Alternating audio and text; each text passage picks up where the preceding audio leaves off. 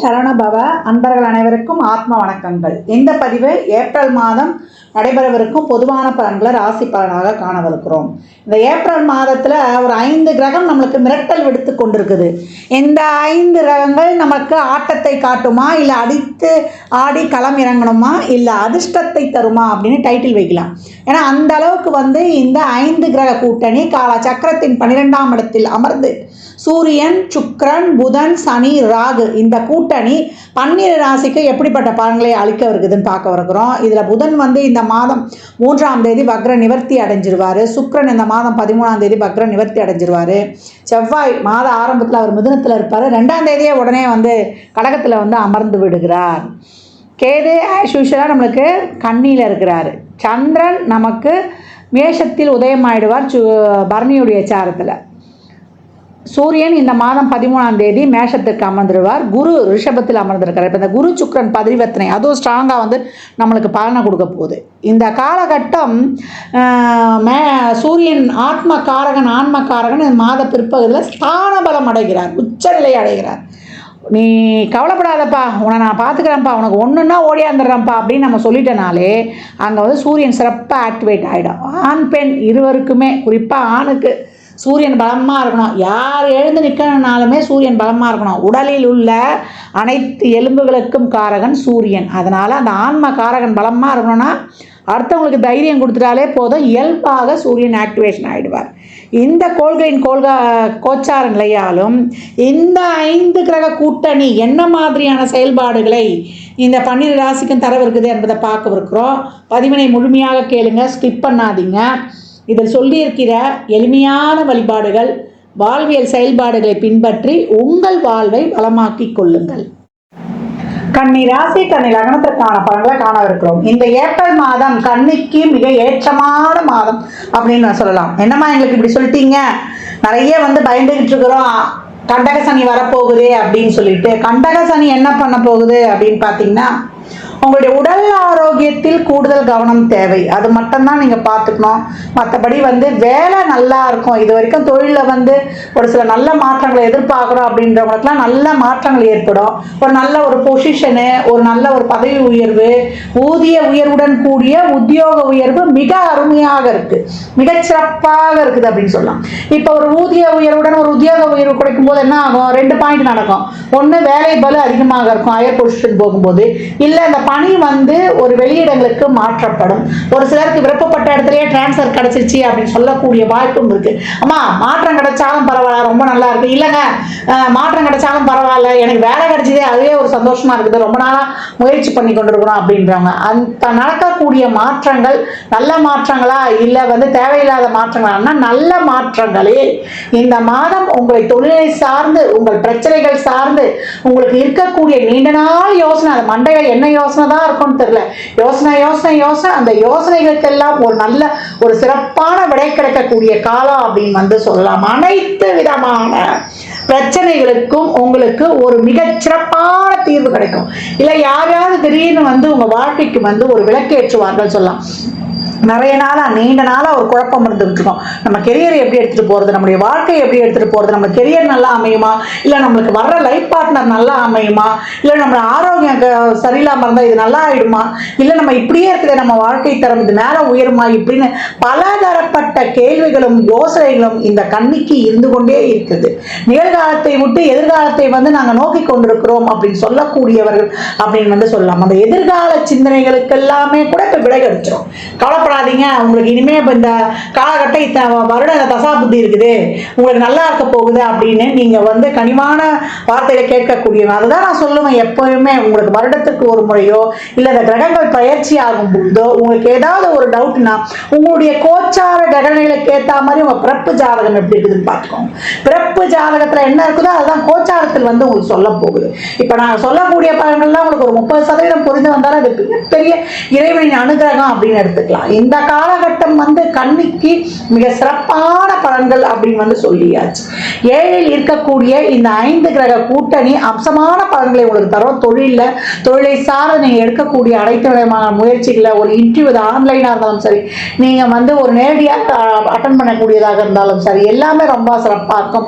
மாணவர்களுக்கு இந்த காலகட்டம் நல்ல படிப்பு, ஹாஸ்டலில் தங்கக்கூடியது, ஒரு வெளிநாட்டு படிப்பு, இதெல்லாம் ரொம்ப அருமையாக இருக்கும். எதிர்பாராத பல திருப்பங்கள் இப்ப வாழ்க்கையில ஏற்படும் அப்படின்னு வந்து சொல்லலாம். 3 8 கூடியவர், பிரச்சனை கொடுக்கக்கூடியவர் லாபஸ்தானத்துல உட்கார்ந்துட்டாரு. அப்ப இது வரைக்கும் பூர்வீகத்துல பங்காளிகளுக்குள்ள இருந்த சண்டை சச்சரவுகள்லாம் நீங்கும். வெளிநாட்டு வேலை வாய்ப்புக்காக ரொம்ப காத்துட்டு இருக்கோம், இல்ல வெளிநாட்டுல வந்து எங்களுடைய வாழ்வின் தரம் உயருமா அப்படின்னு கேட்டவங்கலாம் இப்ப ரொம்ப அருமையாகவே இருக்கும் அப்படின்னு வந்து சொல்லலாம். என்னன்னே சொல்ல தெரியலமா, மனசுல ஒரு மாதிரி ஒரு ஸ்ட்ரெஸ்ஸாவே இருக்குது அப்படின்னு சொன்னவங்களுக்கு எல்லாம் நிறைய மெடிடேஷன், யோகா.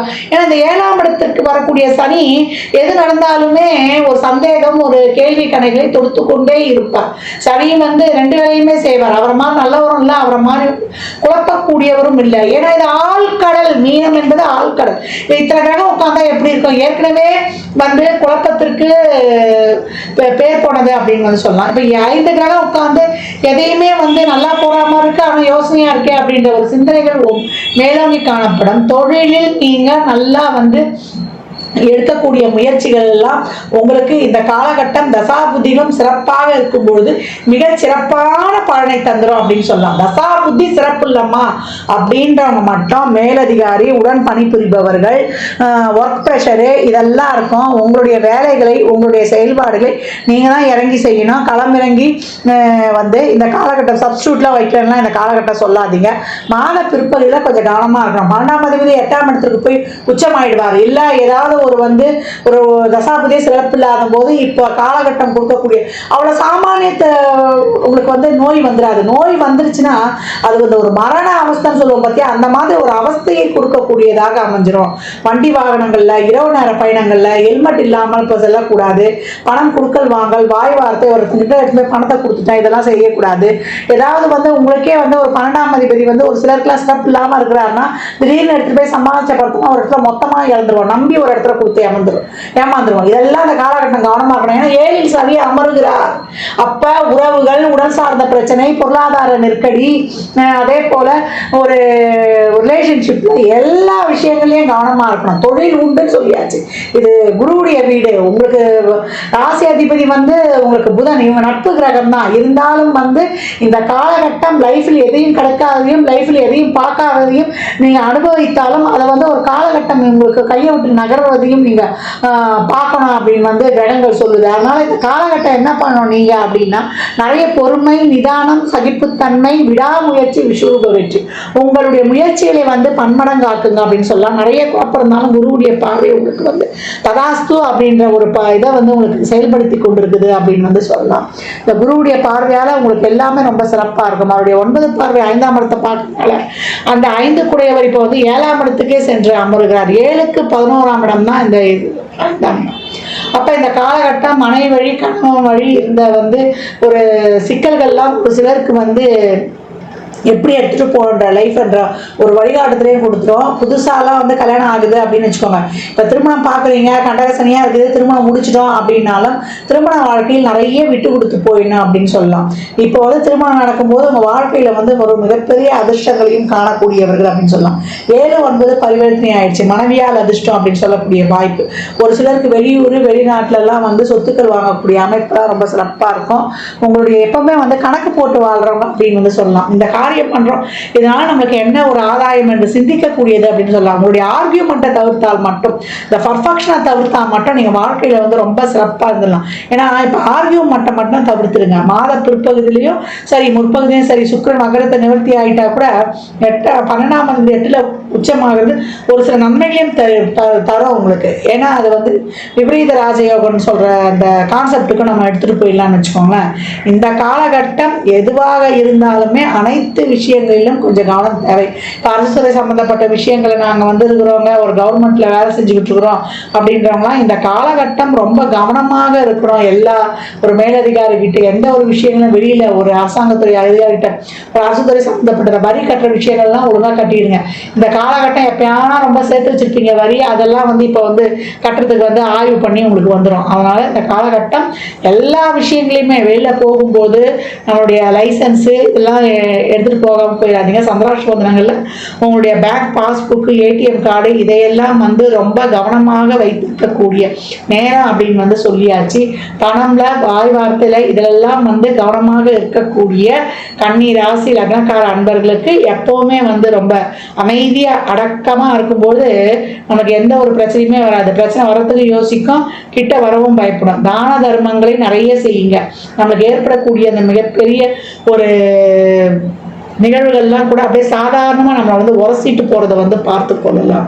நிறைய இருந்தது பார்த்தீங்கன்னா அந்த மண்டக்குழப்பம், அந்த மண்டக்குழப்பம்லாம் இப்போல்லாம் வந்து நீங்கிடும் அப்படின்னு சொல்லலாம்.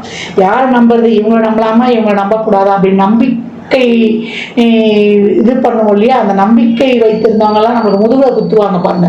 அதையெல்லாம் நிறைய சந்திச்சிருப்போம். அதெல்லாம் இனம் கண்டு அதுல இருந்து இப்படி வந்து நீங்களா இருக்கக்கூடிய மிகச்சிறப்பான காலமாக இருக்குது கன்னிக்கு அப்படின்னு வந்து சொல்லியாச்சு. இந்த மாதத்தை பொறுத்த வரைக்கும் தசாபுதி சிறப்பாக இருக்கும்பொழுது அவங்களுக்கு இதையும் நல்லா சிறப்பாக கடந்து வந்துடுவீங்க. சிறப்பில்லாதவர்கள் கொஞ்சம் உடல்நல, வாய்வார்த்த, உறவுகள் சார்ந்த விஷயங்கள்ல பணம் கொடுக்கல் வாங்கல்னு ஒவ்வொரு விஷயத்திலும் கூடுதல் கவனம் தேவை. கன்னி சிறப்பாக இயங்கும். எப்பொழுதுனா நான் ஏற்கனவே சொன்ன மாதிரி தான், பொறுமை, நிதானம், சகிப்புத்தன்மை. ரெகுலர் எக்ஸசைஸ் ஆரம்பிச்சிடும்.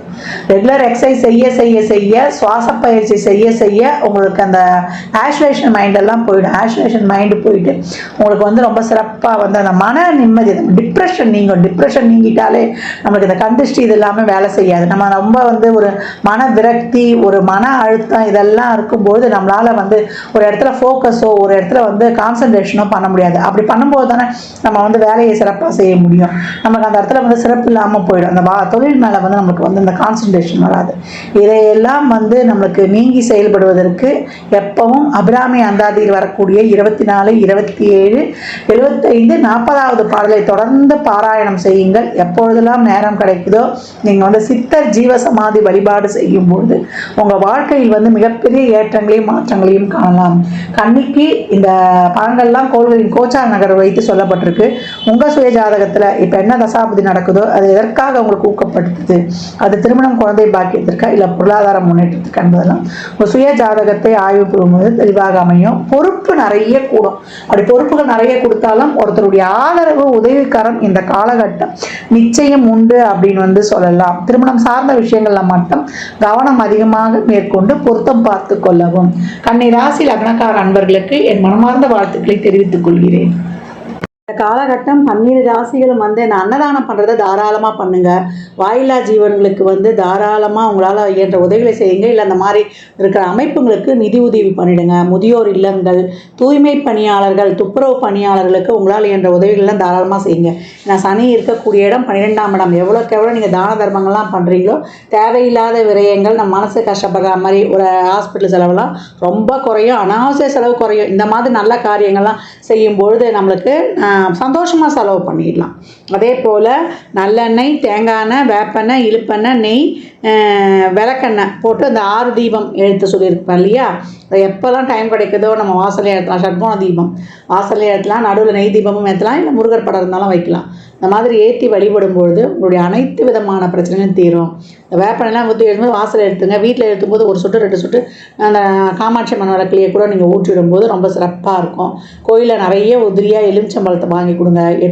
வெற்றிக்கனி 33 எலுமிச்சம்பழம் குலதெய்வ கோயிலில் ஒரு மஞ்சத்தூள், ஒரு குங்கும பாக்கெட்டோட தாராளமாக கொடுத்து வரும்பொழுது உங்களுக்கு மிக சிறப்பான பலன்களை காணலாம் அப்படின்னு வந்து சொல்லியாச்சு. அதே போல் இந்த காலகட்டம் வந்து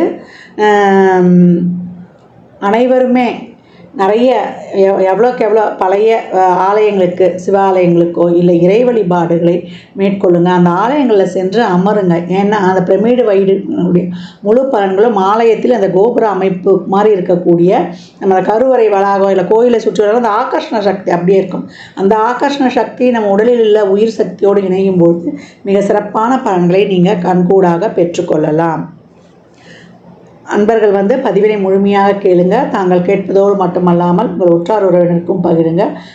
மற்றும் ஒரு சிறப்பான பதிவில் சந்திக்கும் வரை தங்களிடமிருந்து விடைபெற்றுக் கொள்வது ஆதித்ய சொர்ணலக்ஷ்மி. ஜாதகம் பார்க்க விரும்பும் நண்பர்கள் இந்த எண்ணிற்கு ஒரு மெசேஜ் செய்யுங்க. தங்களுக்கான விவரங்கள் அளிக்கப்படும். அப்பாயின்மெண்ட் பெற்றுக்கொள்ளலாம். ஜாதகம் சிறந்த முறையில் கணித்து பார்த்து தரப்படும். வாஸ்து பார்த்து தரப்படும். வாஸ்துப்படி வீடு கட்ட பிளான்கள் போட்டு தரப்படும். எண்ணியல் படி பெயர் வைத்துக் கொள்ளலாம். பிறந்த குழந்தைகளுக்கும் தொழிற்சாலை நிறுவனங்களுக்கும் பெயர் வைத்து உங்கள் வாழ்வை வளமாக்கிக் கொள்ளலாம். சுபமுகூர்த்த நாட்களும் குறித்து கொடுக்கப்படும். இறையருளால் அனைத்தும் நிறைவாகட்டும்.